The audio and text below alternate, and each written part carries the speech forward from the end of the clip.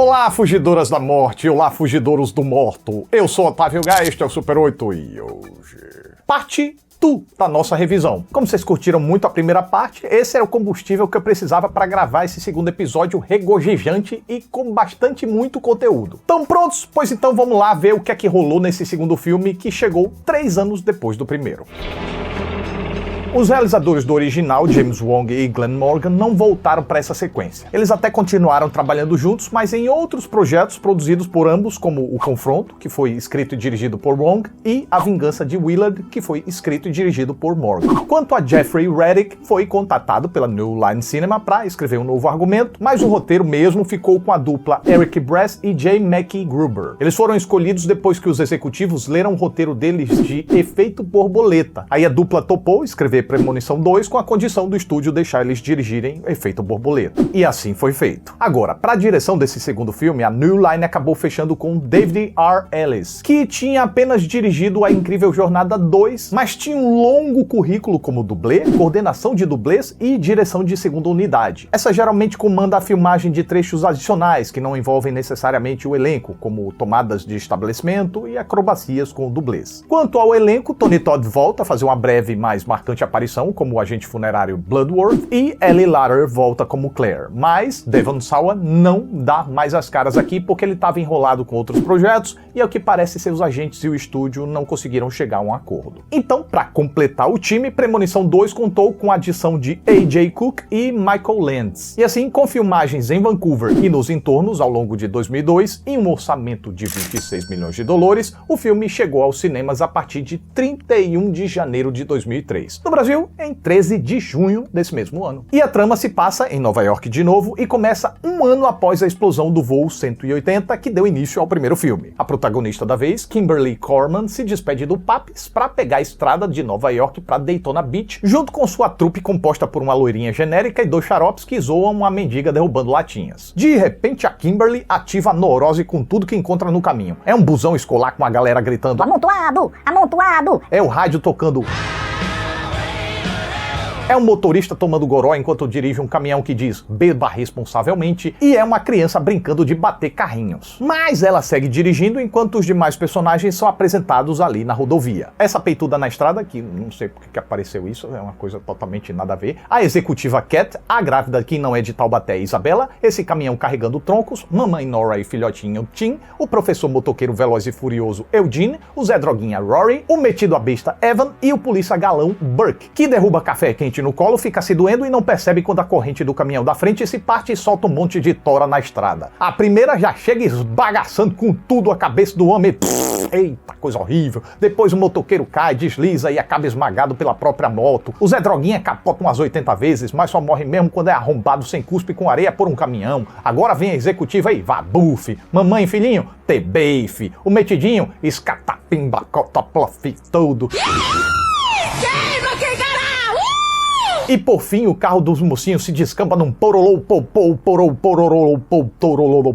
e é finalizado por um caminhão que nem tentou frear. Vagabundo veio com tudo, não queria nem saber o que tava na frente. Ah, mas olha só, isso tudo não passou de um sonho. Eu tô passada, chocada. Kimberly vê a mendiga derrubando as latinhas de novo, o busão escolar com os moleques gritando, a rádio tocando... Então, fica apoplética das ideias, diz que vai acontecer um acidente e bloqueia a passagem. Vendo isso, o polícia que estava vindo ali atrás se chega para entender que bicho tá pegando e enquanto a Kimberly tenta explicar, o caminhão do cepo de madeira passa por eles. Aí ela... Olha o caminhão, olha lá, o caminhão. E confesso assim, que eu achei meio estranho o caminhão só aparecer agora, pois se eles tivessem seguido viagem, estariam muito à frente. Mas como esse caminhão tá em alta velocidade até ultrapassa eles na premonição, aí tá tudo bem, passou. Agora, o que pegou mesmo foi que o acidente dessa vez acontece logo ali, ó, no campo de visão deles. Na premonição, o povo tinha pego o chão pra cachimbo até finalmente acontecer o acidente. Aqui não, aqui já foi ali, ó, lá na esquina. Licença poética é o nome, né?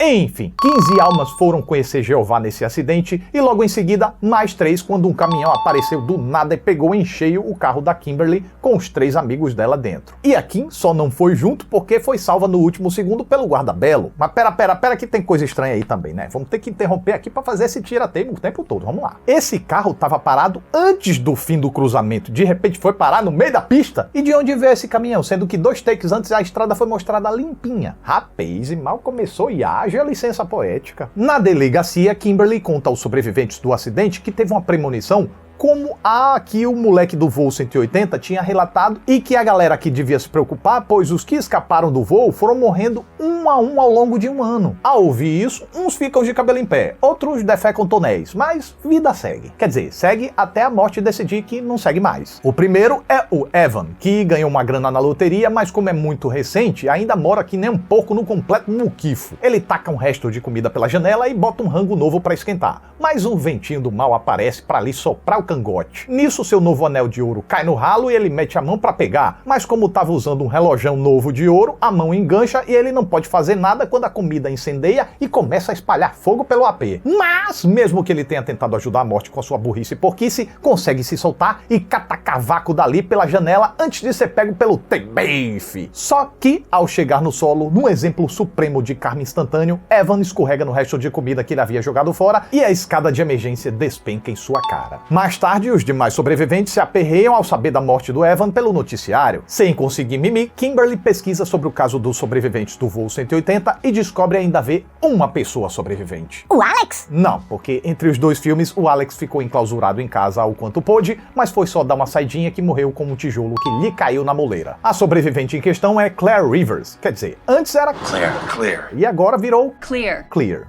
Vai saber. E ela só conseguiu sobreviver porque se tocou num quarto acolchoado de um hospital psiquiátrico. Aí, como quem não quer nada, Kimberly vai lá bater um papinho com ela. Claire, o Clear, compartilha tudo que sabe, que a morte tem uma lista, que se um terceiro intervir, ela pula a pessoa, o que aconteceu com a Kim quando a polícia salvou ela no atropelamento. Que quando chega no fim da lista, sempre volta pros pulados e que a morte mata na ordem do acidente original. Mas aqui, a Kimberly percebe que a ordem tá ao contrário do que ela previu. Mais tarde, a Claire dá uma desculpa esfarrapada e a gente compra pra não perder a amizade, mas é aquela coisa que não faz sentido. Mas beleza, antes de se mandar, Kim pede ajuda, mas Claire faz furico doce e apenas diz pra Kim ficar atenta aos sinais. Kimberly então chama Claire de peidona e se manda pistolando. Mas sabendo desse negócio de ordem, a Kim agora deduz que mamãe Nora e o moleque Tim seriam os próximos. Então ela percebe um sinal que indica algo envolvendo pombos, daí ela e o guarda Burke se mandam atrás deles, que estão onde? Fazendo uma visitinha ao pior consultório de dentista da face da terra. Um barulho horroroso de obra na vizinhança, aquário que derrama água na tomada, pombos que ficam batendo na janela, assustando o dentista enquanto mantém objetos pontiagudos na boca do paciente, e ainda tem objetos de decoração que ficam ali bem em cima do paciente, com a boca aberta, aí o negócio cai, asfixia o paciente anestesiado, uma coisa horrorosa. Mas apesar de tudo isso, apesar dos pombos serem um sinal e eles invadirem o recinto, a consulta até que termina bem. Já na saída, Kim Burke vem de longe gritando "Pombos! Pombos!", mas o Tim não escuta, vê os pombos ali e age que nem um abestado, que eu não sei o que esse moleque foi fazer. Resultado...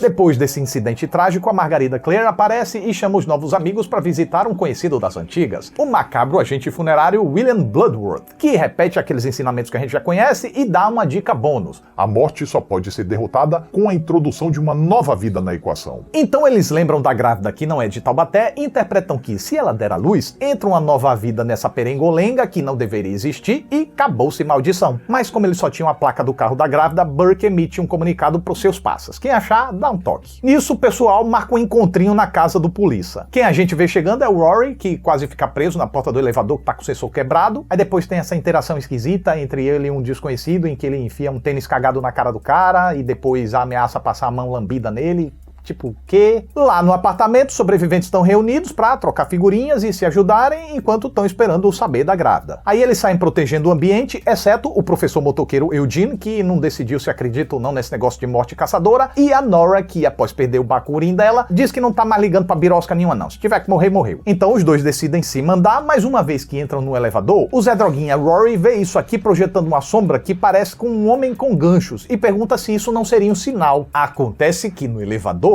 tinha um homem segurando próteses com ganchos. que esquisitamente dá uma fungada no cangote da Nora, hein? Nesse momento o povo tenta ligar pra ela, que se assusta com o toque do telefone, deixa cair, se abaixa pra apanhar, engancha o cabelo e quando ouve que Um homem com gancho vai te despachar pro beleléu, hein? entra num desespero sem fim, num Deus que me livre, num ai ai ai, tenta sair do elevador, mas a cabeça é puxada pra trás, o sensor não funciona, a porta fecha, a mulher se prende, o elevador sobe porque a Claire havia chamado ele lá em cima, desistiu e desceu as escadas, mas só chega a tempo de ver a merda acontecendo em primeira mão, olha só.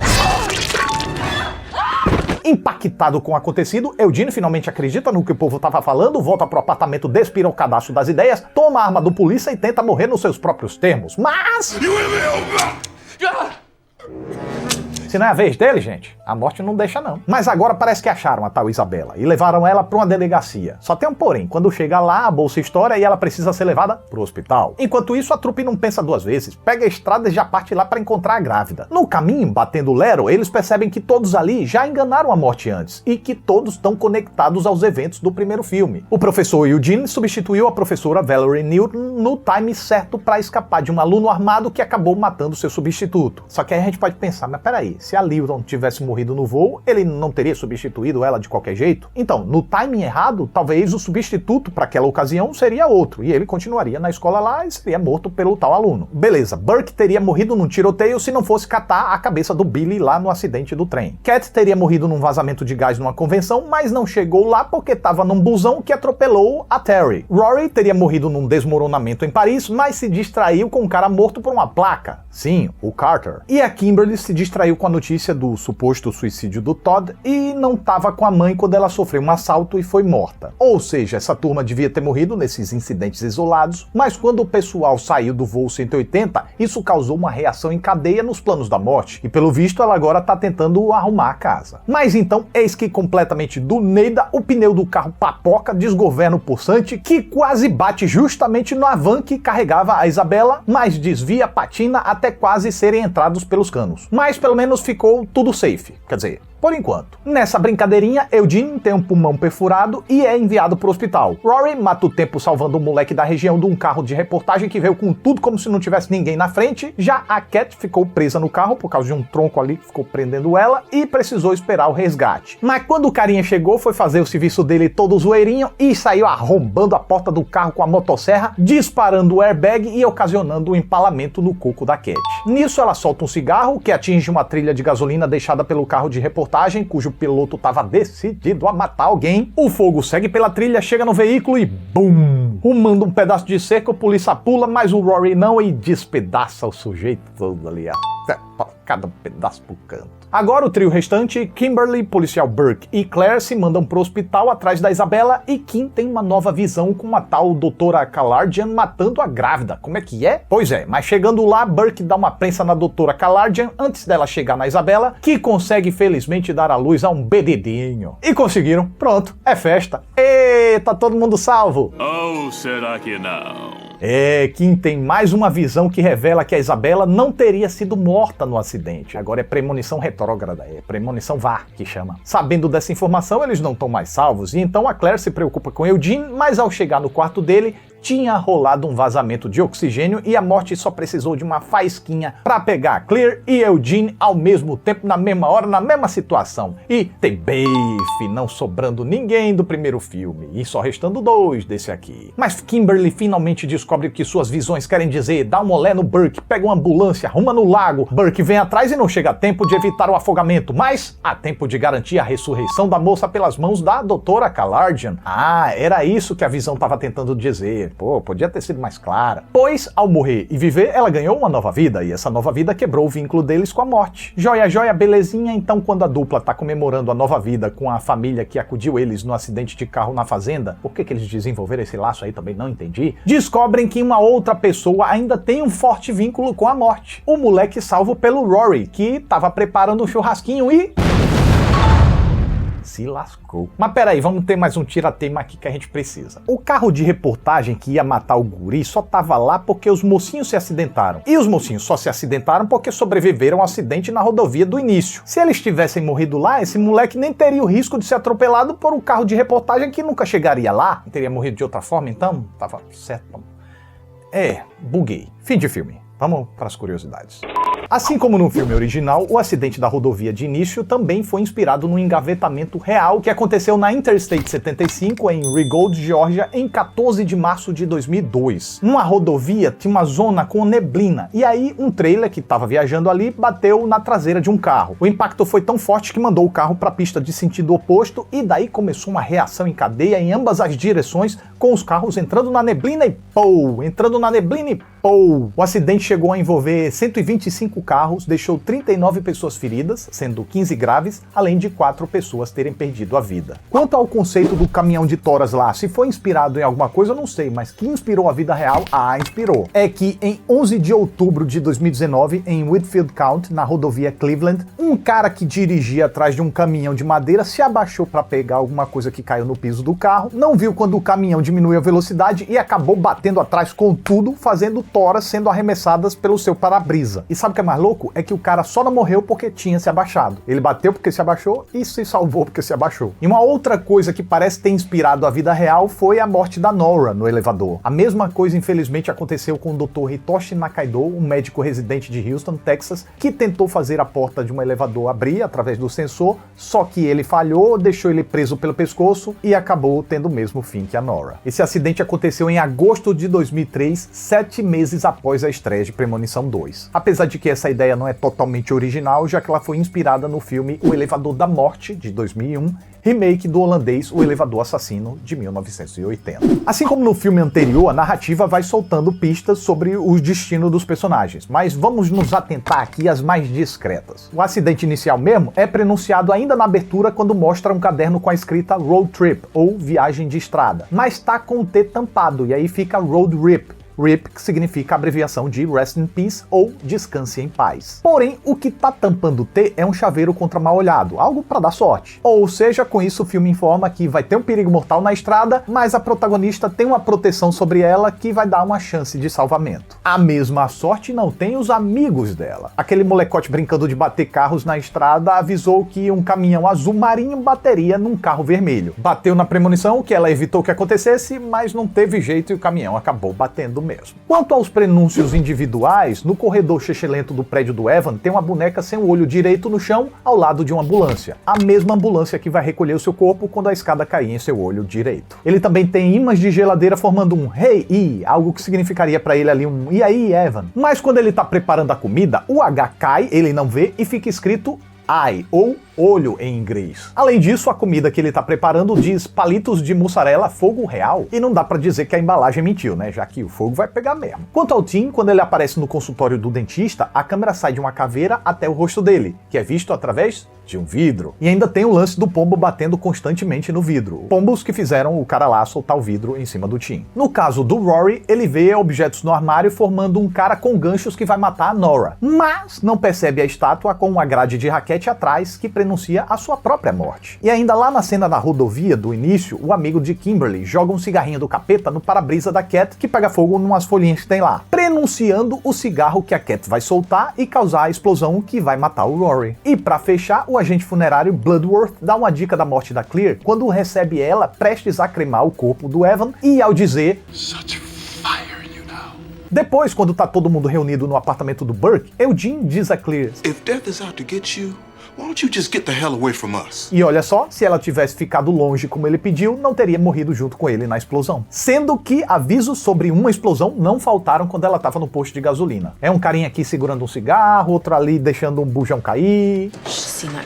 Pois é. Esse filme faz algumas referências e reforça algumas marcas da franquia. O ônibus escolar com o pessoal gritando amontoado é de Mountain Abraham, a mesma escola das vítimas do voo 180. Uma versão instrumental de Rock Mountain High de John Denver, música reincidente no primeiro filme, toca na sala de espera do dentista e no elevador quando Rory está importunando um desconhecido.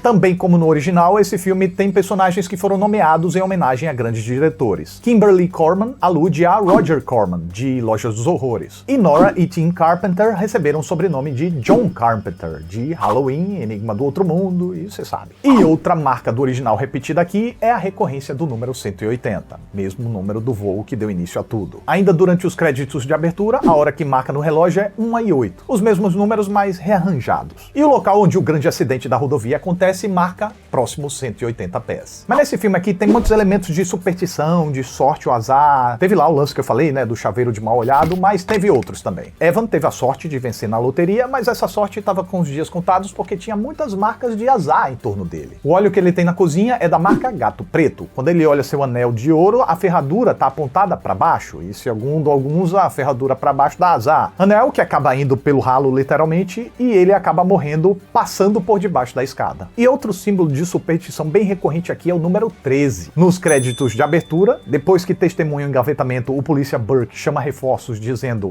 This is Unit 13. o chaveiro do Eugene, e quando Nora e Eugene pegam o elevador, a seta ao lado do 3 faz parecer o número 13. Mas esse filme tem muitos efeitos curiosos que misturaram prático com digital, então vale a pena dar uma conferida nisso. A sequência da rodovia foi feita com carros, batidas, capotagens e explosões reais. Inclusive, dublês ralaram bastante para fazer essas capotagens, mas tiveram alguns incrementinhos de fogo ali, fogo aqui, alguns detritos. E no caso dos troncos caindo, até tentaram usar efeitos práticos, mas os troncos não estavam fazendo um movimento cenicamente apropriado. Eles batiam no chão e no chão eles ficavam, só rolavam pro lado. Então a galera teve que adotar efeitos digitais que, na boa, ficaram críveis pra dedéu, viu? Já na parte que um tronco atravessa o carro da polícia levando a cabeça do Burke junto, aí foi uma tora real atropelando um boneco que eles chamam de dummy. Então quando eu falar dummy, vocês já sabem o que é. Aí depois teve o rosto do ator sendo inserido digitalmente ali. Já o Eugene foi puxado por cabos após cair da moto, que quando bate no corpo, ali já era um dummy no lugar. E nesse trecho, quando usaram a tela verde, foi para fazer composições desse jeito aqui, para não submeter os atores a um perigo desnecessário. Quanto aos efeitos das mortes individuais, na do Evan, fizeram uma composição com o rosto do ator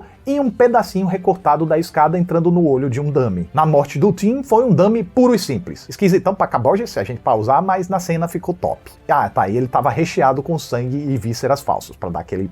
A tela verde só foi usada para filmar pombos e inserir mais alguns ali digitalmente. Já a morte da Nora foi um pouquinho mais complexo. A atriz fez os takes do rosto, uma dublê fez os takes do corpo, e no momento da mutilação, a dublê com um capuz verde tirou a cabeça de um buraco num fundo verde. E aí compõe com um fundo real, põe sangue e textura e voilá! Já no caso do empalamento da Cat, aí foi bem mais simples. Na hora que o airbag infla, era um dummy. Quando revela o estrago, era uma prótese de cano colada na atriz. Agora, a morte do Rory foi o creme de la creme dos efeitos. Uma mistureba muito da Showpimpa. Primeiro fizeram um dummy só do peito pra baixo com duas partes que se dividiam e soltavam vísceras falsas. Aí do peito pra cima era o próprio ator com uma prótese e usando um colã verde da cintura pra baixo. Então na hora de gravar ele ficava por trás do pedaço do dummy e na hora do golpe cada parte caía pra um lado. E o bracinho caindo ainda foi um incremento aí de uma composição que fizeram com parte de dummy. No caso da Claire foi uma conjunção de luz pra deixar ela brilhando e efeitos digitais pra deixar ela queimando. E depois na explosão o efeito foi uma misturinha bacanil de digital com prático. Ah, faltou o moleque do final. Foi uma composição de um dummy explodindo com o pessoal reagindo e uma prótese de braço caindo na mesa. E o contador da vez marca 11 corpos, mais o registro da morte do Alex e mais 15 pessoas que morreram no acidente principal.